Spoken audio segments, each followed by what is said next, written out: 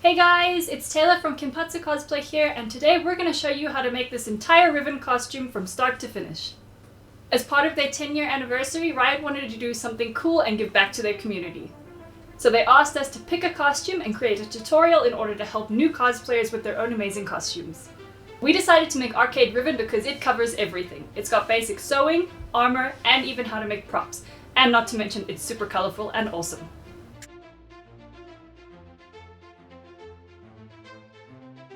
To create the helmet, we recommend using 1 cm thick EVA foam. We have a template pack for this costume available for free on our website.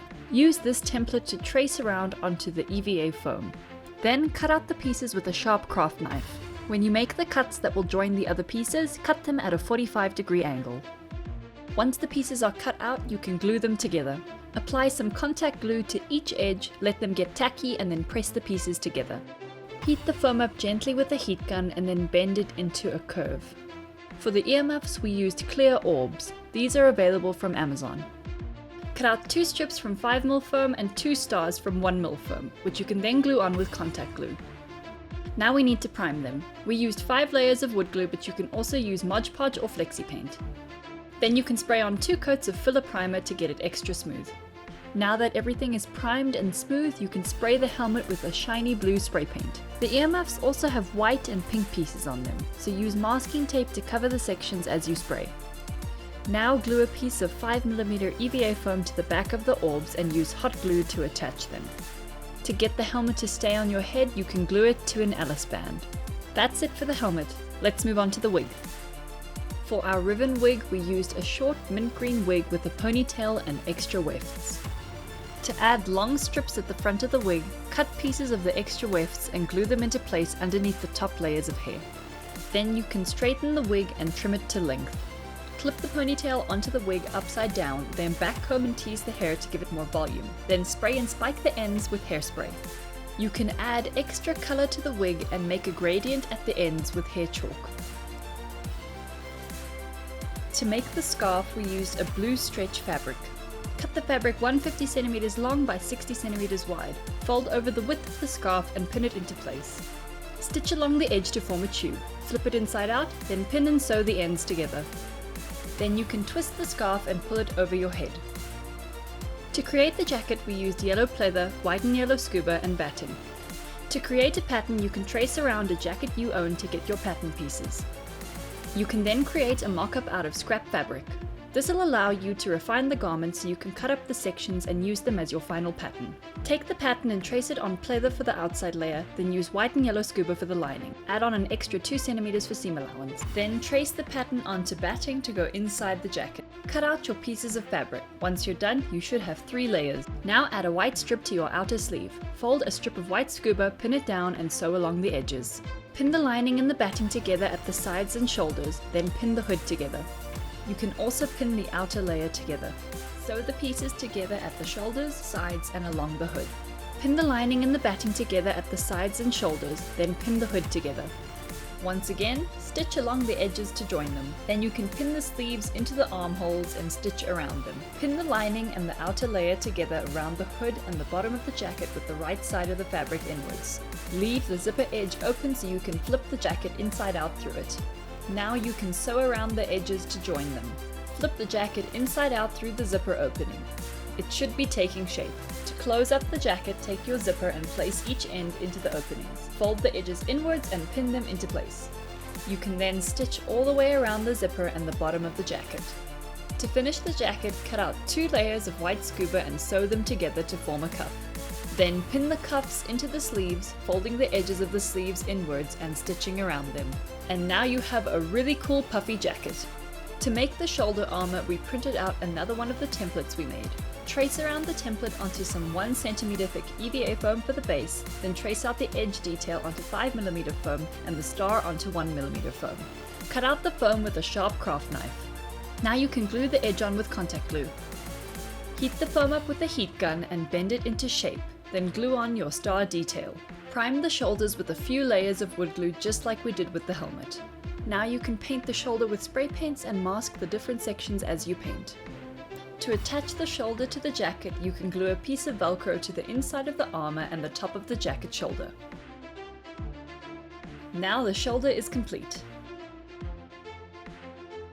To make a custom pattern for your top, you can cover yourself in cling wrap and pieces of duct tape, then draw on your seams and registration marks. Carefully cut the duct tape off and then cut out the pieces for your final pattern. To make the shirt, we used dark green, light green and white scuba.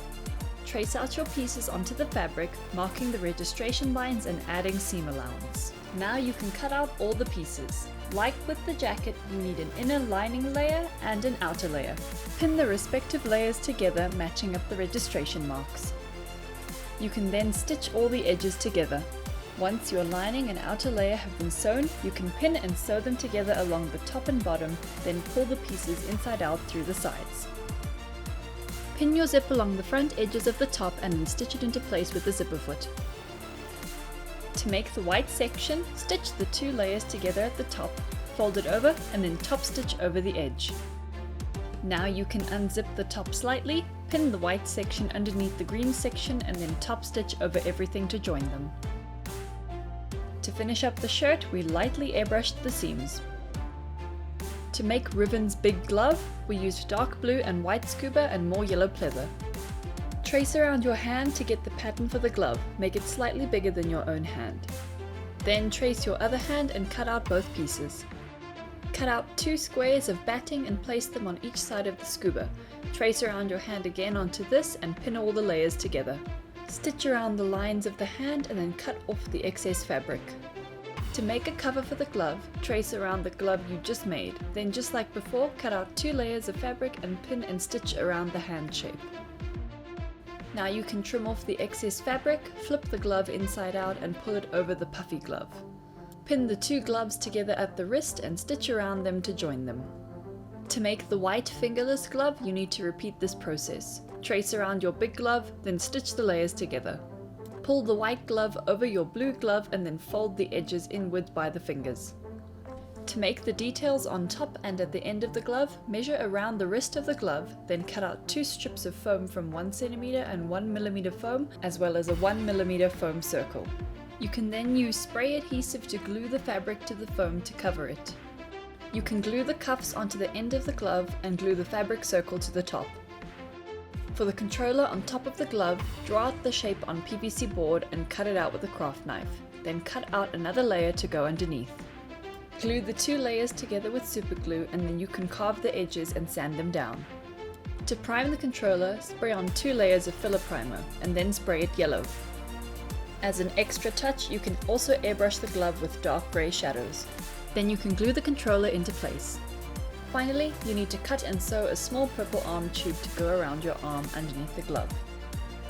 Just like with the first glove, trace around your hand onto fabric and cut out 2 pieces, then cut out a strip to go around your wrist. Pin the 2 layers of the glove together and fold and pin the wrist piece. Then you can sew along the edges of the glove and the strip. You can then pin the strip to the wrist of the glove and stitch around it to join them. To add a little extra, you can also airbrush the glove. And now both gloves are done. To make the star, cut out the pattern and trace the star pieces onto 1 mm EVA foam and the backing onto 5 mm foam. Cut out the pieces and then glue the edges of the star together. You can then prime the star with wood glue and spray it with 2 layers of filler primer. Now you can spray paint the star white. To make the belt, you can create a pattern using cling wrap and tape. You can then trace around the pattern onto foam and cut it out. Use the belt to then trace onto yellow leather, adding 1 cm seam allowance around the edges. Now you can use spray adhesive to glue the foam to the fabric and iron over it to secure them together. Cut the inner pieces of the leather and then fold over the edges and glue them in place. Then you can glue the belt to black leather for a backing and cut off the excess. To attach the belt, glue Velcro onto each side of the belt and glue the star into place over the seam.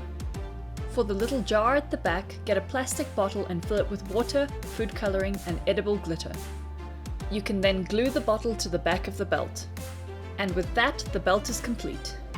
To create a pattern for the shorts, you can trace around a pair of pants that you already have. Then use this pattern to create a mock-up pair of shorts to make sure they fit correctly. Draw out the shapes of the light blue panels onto the mock-up. Then you can cut out the pieces and get your final pattern for the panels. To make the pants, we used a dark blue, light blue and white scuba. Trace your pattern onto the light blue and dark blue fabric and cut out the pieces. You will also need to cut out 2 strips for the waistband and 2 strips for the white detail. Carefully line up and pin all the panels into place. Then you can sew along all the edges. Once all the panels are stitched together, you can fold and pin on your waistband at the top and pin the white strip to the bottom and then stitch them into place. You can now fold over each piece and pin them together at the inner leg, then stitch the edges. Then you can pin the 2 halves of the shorts and sew them up the center. Now the shorts are complete. To make the knee protector, start by measuring around your leg, then use these measurements to draw out the pattern onto grey leather and cut it out. Fold over the piece and pin the ends together, then sew along the edges and hem the top and bottom of the knee cover. To make the knee pad itself, print out your knee template, then trace it onto 1 cm foam for the base and 1 mm foam for the star and cut it out. Sand the edges of the knee piece smooth with a rotary tool, then heat the piece up and shape it over a ball. You can now glue on the star with contact glue. Prime the knee with wood glue. Then you can spray paint the knee with green spray paint and mask around the star to paint it yellow. Finally, glue the knee to the grey leather cover with super glue, and it's done. To make the shoes, start with a cheap pair of sneakers with a white sole for the base. You can then wrap the shoe in cling film and tape it up to make a pattern. Draw on all the lines for the shoe and then cut it off and cut out the pieces. We used blue and white scuba and yellow pleather to make the shoes. Trace around the patterns onto the fabric and cut out the pieces from the blue scuba and the yellow leather. You can then pin the ends together and stitch along the edges, leaving the top and bottom open. Fold and hem the top and bottom of the shoe cover and stitch around the edges. Now you can glue batting onto the shoe base, apply contact glue around the shoe and the shoe cover and then pull it over and glue it in place. As an extra detail, you can cut and sew a blue strap for each shoe. You can get a small D-ring and fold and glue the strap over it and glue it directly to the shoe. Then you can mask off the yellow and white sections and airbrush the shoe to give it more dimension. For the puffy leg warmer, start by measuring around your ankle how tall and wide you want the piece to be. Then you can use these measurements to draw onto the white scuba and cut out the piece. You'll also need to cut out a small piece of yellow leather. Fold and pin the yellow rectangle into place on the white piece and then stitch around the edges. Now you can fold over the whole leg piece and stitch along the edge. Flip the piece inside out and then stuff batting inside to make it puffy. Finally, you can pin and stitch the leg piece together at the back. And now you have super cool shoes. To make the sword, print out the template and tape the pieces together. You can then use this template to trace onto 2 cm thick EVA foam. You need to trace out the sword twice. Once you've traced out the sword, you can then cut out both pieces of foam. For the handle of the sword, we are using a 3 cm thick PVC pipe. The pipe is a bit too thick for the foam, so we had to heat it up with a heat gun and press it flat. Trace around the pipe onto both pieces of EVA foam. You need to take a craft knife and carve out a channel on both sides of the foam for the pipe to fit into. Now you can hot glue the pipe into place. To glue the 2 halves together, apply contact glue to each side of the sword. Let the glue get tacky and then carefully line up the pieces and press them together. To carve the bevel on the sword, make sure you have a very sharp craft knife. You can then cut into the blade of the sword to start shaping the bevel. To smooth out the edges of the blade, you will need to use a rotary tool and a mouse sander. Start by generally shaping the edge with a Dremel and a sanding bit. Then you can smooth out the edge completely using a mouse sander. You can now cut out the extra detail layers. Cut out the triangular guard piece using 1 cm foam. Then cut out the inner layers from 2 cm foam and more 1 cm foam. Just like with the edge of the sword, these pieces need to be sanded into shape with a Dremel and a mouse sander. You can then glue on the 1 cm guard layer to the sword with contact glue. The other layers will be painted separately. The side edges of the sword will still be very rough and uneven, so they will need to be sanded smooth too. As a few final touches, you can add battle damage with your craft knife and wrap a strip of 1 cm foam around the base of the handle. For the star chain on the end of the sword, cut out the star shape from 1 cm thick EVA foam and sand around the edges. To make the pommel, we printed out the pattern we created and cut the pieces out of 5 mm foam. Cut all the edges at a 45-degree angle. You can then glue the pieces together with contact glue. To make the foam shape stronger, we filled it with expanding foam, and once it was hard, we cut off the end and covered it with a piece of EVA foam. Make sure to leave a hole for the handle. You can then prime everything with a few layers of wood glue. Now that everything is primed, you can paint the star silver with spray paint. Get a piece of plastic chain and cut it to length with wire cutters. You can then cut open a link and attach it to the star. To get the chain to attach to the pommel, burn holes into the top of it for the chain link to fit into with a soldering iron. Now you can paint all the other pieces with spray paint. You can spray the triangle details dark blue and yellow, the base of the sword silver and the handle black, then the pommel and the hilt green. Use superglue to glue the chain into the top of the pommel. Mask off the center of the sword and spray it black around the edges to give it more dimension. Then you can add additional shading around the rest of the sword. We used an airbrush, but you can also do this with oil paint. Now you can glue on the triangle details. And you can glue on the pommel. Finally, you can spray rubber grommet silver and stick them into place. And with that, the whole costume is complete.